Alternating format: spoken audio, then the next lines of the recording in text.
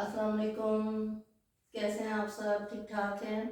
आज आइसोमेरिज्म का टॉपिक जो है वो कंटिन्यूड है। पहले में हमने उसकी डेफिनेशन और टाइप्स की, उसके बाद हमने स्ट्रक्चर आइसोमेरिज्म जो है वो स्टार्ट किया।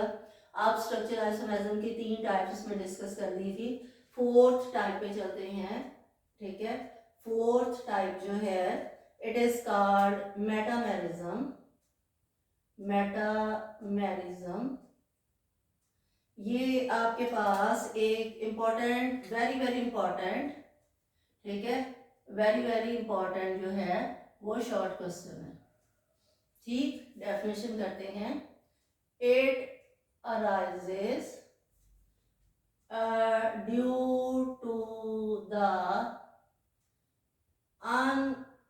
Unequal distribution of carbon atoms around the same functional group in this type. Compounds belong to the same homologous series. ठीक है, एक एग्जांपल हमने इसकी ईथर के साथ डिस्कस करनी है और एक एग्जांपल हमने इसकी कीटोन के साथ डिस्कस करनी है। ठीक है, पहली एग्जांपल नंबर 1 जो है, एग्जांपल नंबर 1 ईथर की है। आप देखें कि यहाँ पे हमने बनाना है, पहले इक्वल बनाएंगे, ईथर दरमियान में O होता है, पहले इक्वल कार्बन रख लेंगे दोनों साइड्स पे, हाइड्रोजन कंप्लीट करते हैं इसके बाद में। ठीक है, ये हो गया फंक्शनल ग्रुप ईथर का, दरमियान में O होता है, इक्वल डिस्ट्रीब्यूशन। अब इसका जो मेटामर बनेगा होमोलॉगस सीरीज, ठीक है, जो इसका मेटामर बनेगा वो मेटामर जो है हमने क्या करना है, अनइक्वल डिस्ट्रीब्यूशन कर देनी है। फंक्शनल ग्रुप सेम रहेंगे। अनइक्वल डिस्ट्रीब्यूशन का मतलब है कि आपने कार्बन को अनइक्वल कर देना है। पहला मेटामर जब बनाओगे तो उसमें इक्वल पार्ट्स होने चाहिए, चाहे 2 हो चाहे 3 हो। ठीक है, 1 नहीं हो सकता। ठीक है, ये कम से कम 2 कार्बन एटम से जो है वो स्टार्ट होगा। अब आप क्या करोगे, एक कार्बन इधर बना दो तो 3 कार्बन जो है वो आप इधर कर दो। ये इक्वल अरेंजमेंट थी, तो कहता है कि इसका मेटामर जो है उसमें अनइक्वल डिस्ट्रीब्यूशन होगी। तो आप यहाँ पे आप CH3, CH2, CH2 और CH3 लगाओगे। ठीक है, तो इसका मतलब ये हो गया कि ये अनइक्वल डिस्ट्रीब्यूशन हो गई। The functional groups are the same.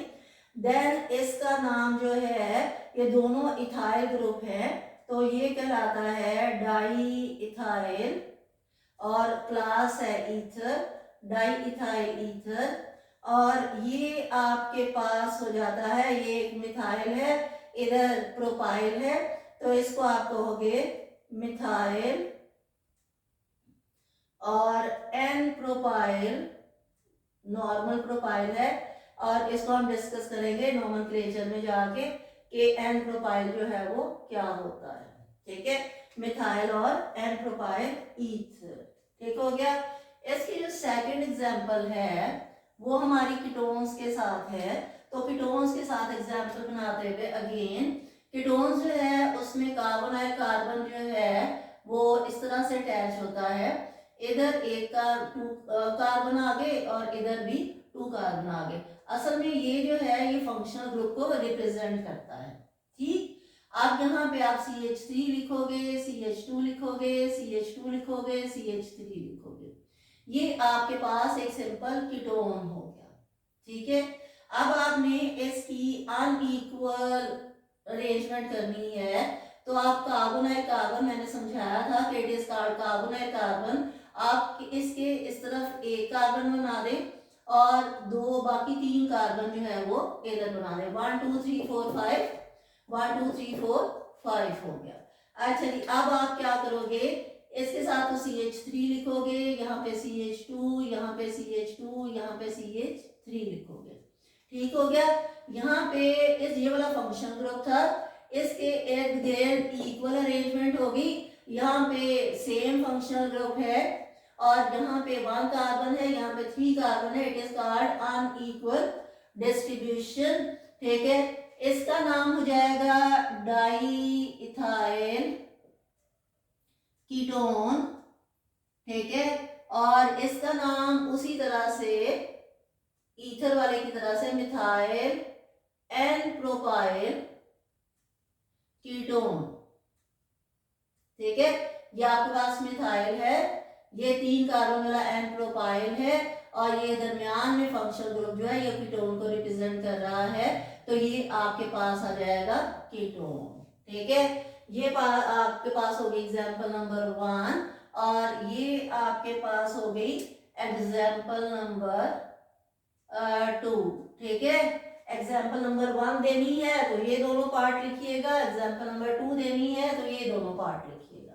ठीक है, अच्छा जी, नेक्स्ट जो इसकी टाइप है, it is called tautomerism.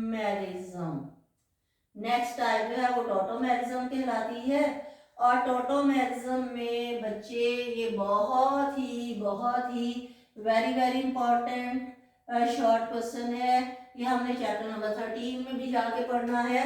Tautomerism जो है ये it arises due to the shifting of proton within the same molecule। इसमें जो स्ट्रक्चर है वो मॉलिक्यूल के अंदर ही चेंज हो जाएगा। ठीक है, और ये एग्जांपल जो है वो जनरल अमाइनो एसिड के मॉलिक्यूल के ऊपर है। जनरल अमाइनो एसिड का मॉलिक्यूल जो है उसको हम इस तरह से रिप्रेजेंट करते हैं, उसमें एक कार्बोक्सिल ग्रुप होता है, एक अमाइनो ग्रुप होता है। ठीक है, और एक R होता है। तो कार्बन के बॉन्ड को पूरा करने के लिए उसने H लगाया है। आप H इस तरह से भी लिख सकते हो और अगर आपने इस तरह से नहीं लिखना तो आप H जो है उसको ऐसे भी लिख सकते हो। ठीक है, बुक्स में डिफरेंट वे से लिखा होता है। अब ये जो है यहाँ पे कि ये जनरल अमाइनो एसिड है, इसको हम जनरल अमाइनो एसिड क्यों कहेंगे, क्योंकि इसमें R लगा हुआ है। जहाँ पे R लगा होता है, जहाँ पे अल्काइल ग्रुप लगा होता है R की फॉर्म में, उसका हम कोई नाम नहीं लिख सकते हैं। ठीक हो गया। अब क्या है कि ये कार्बोक्सिल ग्रुप है, ये एसिडिक ग्रुप है, इसके पास प्रोटॉन है। ये बेसिक ग्रुप है, बेसिक ग्रुप में प्रोटॉन नहीं होता है। जो प्रोटॉन है वो एसिडिक ग्रुप में होता है। ये कार्बोक्सिल ग्रुप है, ये अमाइनो ग्रुप है। ठीक है, इसके साथ आपने लिखना हो तो कार्बोक्सिल ग्रुप लिख सकते हो और इसके साथ आप अमाइनो ग्रुप लिख सकते हो। ठीक है, जो प्रोटॉन की शिफ्टिंग है बच्चे वो एसिड से बेस की तरफ होनी है। प्रोटॉन के पास एसिडिक पार्ट जो है उसके पास प्रोटॉन होता है और ये बेसिक पार्ट लेता है। ठीक है, ये एसिडिक पार्ट है और ये जो है ये बेसिक है। ठीक है, अब इसमें शिफ्टिंग को आपने शो करना है। RCH जो है NH3 प्रोटॉन यहाँ पे आ जाएगा और यहाँ से जो H है वो यहाँ पे चला गया, तो इसने क्योंकि प्रोटॉन गया है यहाँ पे तो यहाँ पे नेगेटिव और यहाँ पे ये एंड जो है वो पॉजिटिव हो जाएगा। इसको हम कहते हैं ज़्विटर आयन।